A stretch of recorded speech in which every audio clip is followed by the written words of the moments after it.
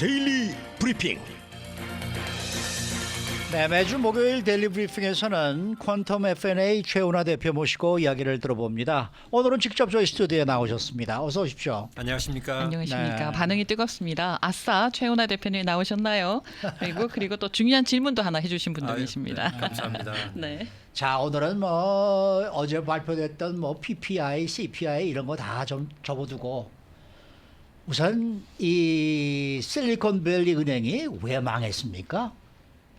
그게 난 좀 상당히 좀 궁금해요. 많은 분들이 이제 은행이 망한다 그러면은 은행의 실적이 나빠져서 이익이 줄고 그러다가 이제 자본금이 다 없어지고 그러면서 문을 닫게 되는 과정으로 이해를 하시고 계시죠. 네. 그것이 이제 지난 그 대공황 이후에는 아마 거의 대부분의 은행이 문 닫은 경우가 실적 악화, 부실 대출 이제 이런 걸로 있어 왔던 거고 또 대불황 때 2008년, 2009년 때도 거의 대부분의 은행들이 이제 실적 악화 때문에 이제 닫는데 이번에 그 실리콘밸리 뱅크는 약간 좀 특이하죠. 아하. 그 은행을 너무 전문적으로 들어가면 시간이 오래 걸리니까 이 은행은 전체 2천억 불에 해당하는 자산 가지고 있는 자산 중에서 네. 거의 한 52% 정도가 연방채권인가를 가지고 있는 은행이에요. 아하. 그러니까 그 은행이 투자한 데가 채권이다. 네. 아하. 근데 이 은행은 어떻게 경영을 했냐면은 이제 2000년 팬데믹 전까지는 한 700억 불 정도의 자산이었는데 아하. 팬데믹 기간에 워낙 돈이 많이 풀리면서 이 은행에 자금이 들어오는 게 거의 한 1200불 어치가 더 1200억 불 어치가 더 들어왔죠. 네. 그런데 대부분 많은 은행 같으면 아마 그 돈 가지고 대출을 했을 겁니다. 아하. 근데 이 은행은 대출을 안 했어요. 아, 대출 안 대부분 한다. 연방 채권이나 에이전시라 그러는데 이제 몰기지 그 채권 같은 걸 샀는데 그 말은 뭐냐면 굉장히 보수적으로 운영을 한 거예요. 그리고 이 은행에 그렇게 했다는 걸 뭘 의미하냐면 본인들이 보기에도 이 자금은 오래 가지 않을 가능성이 있다. 따라서 이 자금을 가지고 장기 투자인 대출을 해놨다가는 잘못하면 문제가 생길 수 있다라고 그런 경영을 했다라고 이제 해석이 됩니다. 네. 그러면 굉장히 보수적으로 운영을 잘한 거죠. 네.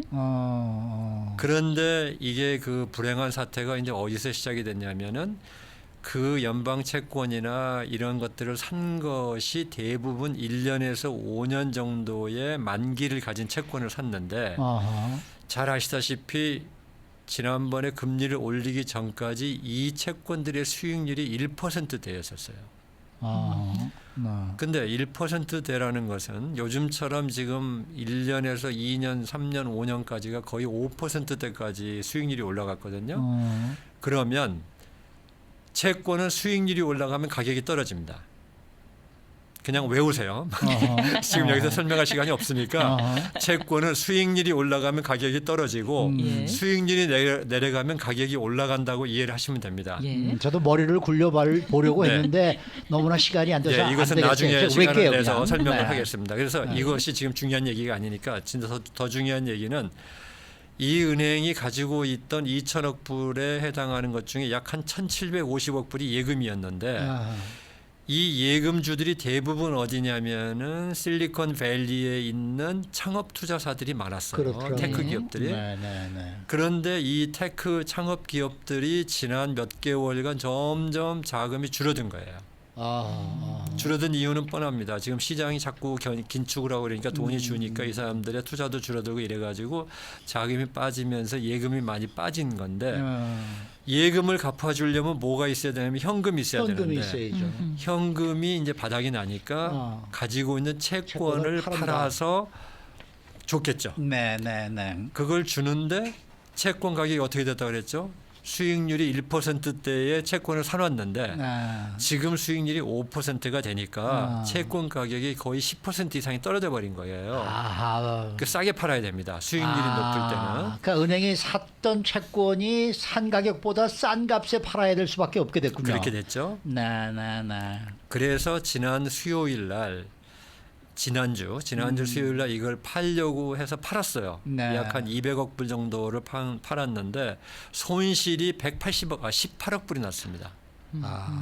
그러니까 뭐 거의 10%네. 네네. 근데 이 손실이 나니까 은행의 자본금이 그만큼 줄게 되겠죠. 그렇죠. 그렇죠. 그러니까 감독국에서 볼 때는 야, 야, 이거 너 이건 안 자본금이 굉장히 된다. 많이 줄었다. 맞아. 그랬는데 목요일 가도 예금이 이제 더 줄어요. 그 손실 났다고 발표를 하니까 이 은행이 위험하다라는 생각들이 나지 않겠습니까? 예금주들이 그 예금들을 이제 막 빼내기 시작한 돈을 빼내기 거죠. 시작했고. 그러니까 채권을 더 팔아야 되죠. 더 팔게 되면 손실이 더 늘어나죠. 이 과정을 보고 있다가 감독국에서 금요일 날 중간에 오전 10시였던 걸로 기억나는데 야, 이대로 놔뒀다가는 너희들 자본금이 다 없어지고 마이너스가 되겠다. 이러면서 이제 문을 닫게 된 과정이에요. 네. 그러니까 이것은 전통적인 은행의 뭐 부실이 점점 커져가지고 뭐 자꾸 적자가 나고 뭐 문제가 생기고 부실 대출 이런 식의 그게 아니네요. 아니고 저희가 이제 은행권에서 얘기할 때는 유동성 위기라고 하는 상황입니다. 유동성이 없어지면서 유동성을 해결하기 위해서 자기가 가진 자산을 급매물로 처리하면서 손실이 발생하니까 악순환이 일어나고 이러면서 이제 은행 감독국에서 문을 닫을 수밖에 없는 상황이었다라고 해서 일어난 현상입니다. 그러면은 지금 시큐리티 뱅크라는 데가 또 문을 닫았다면요. 시그니처 뱅크. 네네네. 시그니처 뱅크가. 닫게 했죠. 네, 그것도 거의 같은 내용입니까? 같은 내용인데 실리콘밸리 은행이 문을 안 닫았으면 아마 시그니처 뱅크는 조금 더 오래 갔거나 아니면은 그것이 다른 방법으로 해결할 수 있었을 거라고 보이는데 네. 실리콘밸리 은행이 문을 닫으니까 이제 금융권이 굉장히 불안해졌죠. 그리고 예금주들도 불안해졌죠. 네. 그러니까 그 현상이 덮치기 시작하는 거죠. 그런 비슷한 구조를 가진 은행들에 대해서. 그런 비슷한 구조를 가진 은행의 첫 번째 희생자가 바로 시그니처 뱅크였다. 그리고 지금도 그런 구조를 가진 몇 개 은행들이 지금 상당히 어렵다. 뭐 예를 들면 주식 가격이 60%뭐 이렇게 떨어지고 이런 현상이 일어나고 있는 거죠. 그러면 이건 누구의 자잘못이 아니고 그냥 운이 나빴다 뭐 이렇게 보는 건가요? 저는 그렇게 평가를 하는 게 타당하다고 보는 게요. 예. 아까도 말씀드렸듯이 실리콘밸리 뱅크가 갑자기 늘어난 자산을 가지고 뭐 그냥 대출을 막 늘렸다. 이랬으면은 좀 너무 무분별하지 않았냐라고 비판을 하고 싶어요. 예. 그런데 지난 그 갑자기 늘어난 1,200억 불을 가지고 대출을 늘리지 않았다는 건 굉장히 안전하게 보수적으로 나름대로 한 거거든요. 네.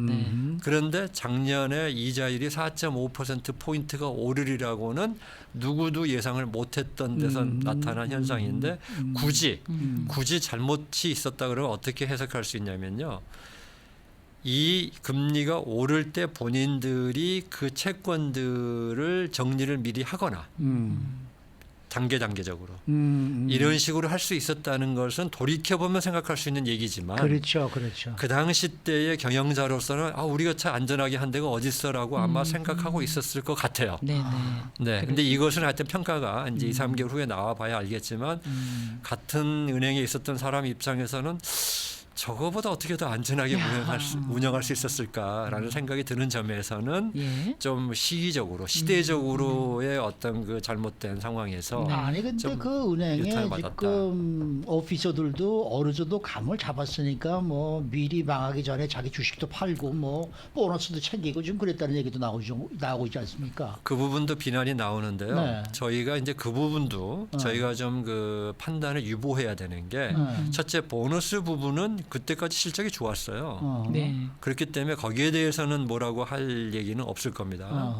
그런데 또 한 가지 그러면 왜 주식을 팔았냐는 건데 이게 알고 팔았는지 아니면 그 사람들도 팔았는지. 자기들도 필요해서 팔았는지에 대해서는 지금 검사가 시작이 조사하니까. 됐어요. 그러니까 저희가 그 판단은 좀 유보를 해야 될 것 같습니다. 네. 그러면은 지금 제일 중요한 게 청취자들이 지금 궁금한 건 이거예요. 아유 나는 우리 한인은행들이 어떻게 될까?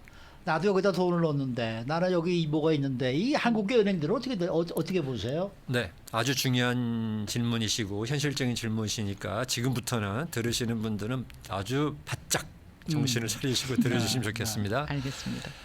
지금 실리콘밸리 뱅크의 특징은 어떤 거냐면 대부분의 예금주들이 기업이에요. 거의 대부분. 네. 그 말은 뭐냐면 소액 예금주들이 거의 없는 은행입니다. 아하. 그래서 저희가 잘 알고 있다시피 연방예금보험공사가 1인당 1인당입니다. 1인 구자당이 아닙니다. 25만 불까지 예금보험을 해주는데 네. 지금 이번에 이 사태가 나고 나서 통계들을 다 잡아봤어요. 나온 게 여러 개 있습니다. 실리콘밸리 같은 경우는 25만 불의 보상을 안 되는 넘는 예금이 얼마인가가 93% 정도가 됩니다. 대부분이네요. 네. 그러니까 실리콘밸리에 예금을 넣어놨던 기업들 입장에서는 은행이 잘못될 것을 걱정이 되면은 예금 보험을 못 받을 거라고 불안해하는 건 당연한 거죠. 당연한 당연하죠. 거죠. 네. 아. 그리고 이 현상을 가지고 지금 그 몇 개 은행들이 좀 똑같이 그 문제에 봉착해 있다 하는 은행들도 보면은 그 비율이 좀 높은 편이에요. 네, 일반 은행들에 비해서. 그리고 당연히 큰 은행일수록 그 비율이 높습니다. 그러니까 조그만 은행일수록 동네 장사를 하기 때문에 네. 대부분 소액 예금주들로 분포가 돼 있어요. 네. 근데 큰 은행이 되면 그 굴지에 세계적인 기업들이 고객이고 이러다 보니까 그 보험이 안 되는 금액의 비중이 높아집니다. 네. 우리 한국은행은 그 큰 규모에 따지면 어디에 속하냐? 아주 적은 은행에 속합니다. 그래서 저희가 아직 한국은행의 그 예금 보험보다 넘는 금액이 몇 %라는 통계는 아직 발표도 안 됐고 아마 안 할 것 같아요. 안 할 것 같지만 미루어 짐작할 때 비율이 이 실리콘밸리 같이 93% 이런 것은 절대로 아니고. 아닐 겁니다. 네. 굉장히 낮은 수준에 있다. 네. 자, 이렇게 한 가지 이제 구분을 하시고 본다면 일단은 조금 안심이 된다 할 수 있겠죠. 네. 그 얘기는 그 예를 들어서 한인계은행이 하나가 망했다고 치더라도 거기에 디파짓한 우리 한인들은 25만 달러 미만으로 한 분들이 많으니까 걱정이 없다. 네, 그래서 그분들이 이제 걱정할 수 없는 거죠. 보험금으로 받을 수가 있기 때문에. 네네. 그 말씀이시잖아요. 그렇죠. 아. 그래서 이제 저희가 어떻게 구분을 해야 되냐면 이렇게 구분해야 될 것 같아요. 첫째는 예금주. 예금주 중에 25만 불 이하를 가지신 분은 걱정할 게 걱정할 당연히 게 없죠. 없다. 네. 어떤 상황에서도 없습니다. 네. 25만 불이 넘는 예금을 가진 분들은 어떻게 해야 될 거냐. 2단계에서라도 그것을 25만 불 이하로 하고 다른 은행을 가야 되겠느냐. 아. 이제 이 부분은 현실적으로 굉장히 고민을 하셔야 되는 부분이에요. 네. 그러나 조금 안심하는 쪽에서 말씀을 드리면 일단은 그 미국 재무부가 바로 일요일 날, 금요일 날 실리콘밸리 문을 닫아놓고 나서 48시간도 안 된 시간에 뭐라고 발표를 했냐면 예금 보험이 예금 넘는 보험 금액도 다 해줄 테니까 걱정 해주겠다. 마라. 그렇죠. 그렇게 했죠. 그와 동시에 조금 전문적인 부분인데 뭐냐면 연준에다가 그 어려운 은행들의 이러한 유동성 문제로 어려운 은행에 대해서 추가로 돈을 긴급하게 빌릴 수 있는 장치를 만들어 줬어요. 그러니까 이제 이 말은 뭐냐면 두 가지죠. 미국 은행권이 어려움이 생길 정도로 뱅크런이 생길 것 같으면 예금을 무한대로 보증을 해줄 가능성을 보여준 거예요. 조심하셔야 되는 건 실리콘밸리 은행을 해줬다고 해서 다음 다른 은행이 또 했을 때 해준다는 보장은 없습니다. 없는 거죠. 네네. 그죠. 그러니까 그건 네. 조심하셔야 되는 네. 거고요. 그런데 유동성이 부족한 은행에 대해서는 유동성을 굉장히 열심히 공급해 주겠다. 했다는 얘기니까 은행들이 이제는 실리콘밸리 같이 예금이 빠져가는 것 때문에 문을 닫는 가능성을 굉장히 줄여줬다. 이런 점에서는 안심할 수 있는 부분이 있어요. 그런데도 많은 분들이 불안해하죠. 심지어는요. 은행이 어려워지면요. 예금 보험액이 돼 있는 25만 불 이하 가지신 분들이 가장 불안해하세요. 그분들은 예금 보험공사가 어떻게 내 돈을 지급해 주는지 은행이 문을 닫았을 때 언제 그 돈을 찾을 수 있는지 이런 데서 굉장히 불안해 하시는 거예요. 근데 그 부분은 현실적으로 불안해 하시지 않으셔도 됩니다. 그 예금은 연방예금보험공사가 아무 지장 없이 쓰게끔 해드립니다. 그러니까 걱정 안 하셔도 되는데 사람인지라 불안 심리가 그렇죠. 생겨서 꺼내갈 수 있죠. 그래서 25만 불 이하 예금 가지신 분들은 고민하실 필요가 없다. 25만 불 넘는 부분도 지금 정부가 굉장히 많이 지금 안심을 시키기 위해서 노력을 하고 있다. 그러나 그래도 불안하신 것은 개인적인 선택이십니다. 이제 이것에 대해서는 내가 너무 많은 돈이야. 이건 불안해. 뭐 하실 수도 있고 나는 우리 한국은행들은 아까 말씀드려도 적은 은행이니까 그 위험하지 않다. 또 정부가 많이 지금 이 문제를 크게 번지지 않게 할 노력한다 생각하실 수 있어서 하는 거 있고요. 그러면은 결론적으로 실리콘밸리 뱅크처럼 한국계 은행들은 이렇게 뱅크런이 생길 가능성이 별로 없다는 얘기시죠? 구조상으로 보면 구조상으로 없는데, 보면은, 예. 그런데 만약에 실리콘밸리뱅크가 문 닫고 예금 보호를 안 해줬다고 해보자고요. 그러면은 그것은 은행 구분을 못하죠. 일반 예금주들은 그렇지. 우리 은행은 저 은행과 달라라는 판단을 할 수 있는 능력이 없으시죠. 빼고 보지. 네. 그런데 지금 그 부분을 잠재운 것은 정부가 빨리 조치를 잘했다고 생각을 해요. 그러니까 그런 점에서는 이제 조금 은행에 대해서 분석을 할 필요가 있으시고 걱정이 되시면 담당 은행의 담당 매니저들과 좀 얘기를 하셔서 네. 그런 얘기를 좀 들어보실 필요가 있다라고 할 수 있겠습니다. 25만 불 미만의 보장은 그 즉시라도 인출이 가능합니까? 라고. 가능합니다. 네, 네. 알겠습니다. 자, 마지막으로 짧게 다음 주에 이제 FOMC 회의가 열리면 금리가 올라가느냐 동결되느냐 어떻게 보십니까? 지금 현재는요 0.5는 거의 사라졌습니다. 사라졌어요. 네. 0.0이냐 0.25냐. 그다음에 심지어는 어떤 분들은 마이너스를 하지 마이너스까지 얘기 않겠냐는데 그 나오더라고요. 부분도 사라졌습니다. 어허. 그래서 0이냐 0.25냐인데 아하. 지금 현재 50대 50이에요. 50대 50이에요. 네. 그 이유는 간단합니다. 은행권이 어려워지면 연방은행이 하고 있는 정책이 뭐냐면 시중에 돈을 줄이겠다는 거거든요. 근데 은행권이 어려워진다는 것은 돈을 줄이는 효과가 똑같습니다. 아하. 그래서 그만큼 시장에서 해줬으니까 연준이 그만큼 안 해도 되지 않겠냐는 그런 판단에서 좀 낮춰졌다 이렇게 보시면 되겠습니다. 그러면은요 아주 짤막하게 각 나라 중앙은행이 그동안 찍어냈던 돈들은 다 어디로 갔습니까? 라고 질문하셨습니다. 지금 그 찍어낸 돈들이 지금 다들 현찰을 갖고 계시거나 네. 은행에 예금 갖고 전 세계 계시거나 돌아다니잖아요. 기업이 갖고 네. 계시거나 아니면은 한국이 외환 보유고로 3천억 달러를 달러로 갖고 있거나 이렇게 나눠져 있습니다. 아하, 네, 알겠습니다. 오늘 말씀 잘 들었습니다. 네, 감사합니다. 네, 감사합니다. 지금까지 퀀텀 F&A 최은화 대표와 함께했습니다.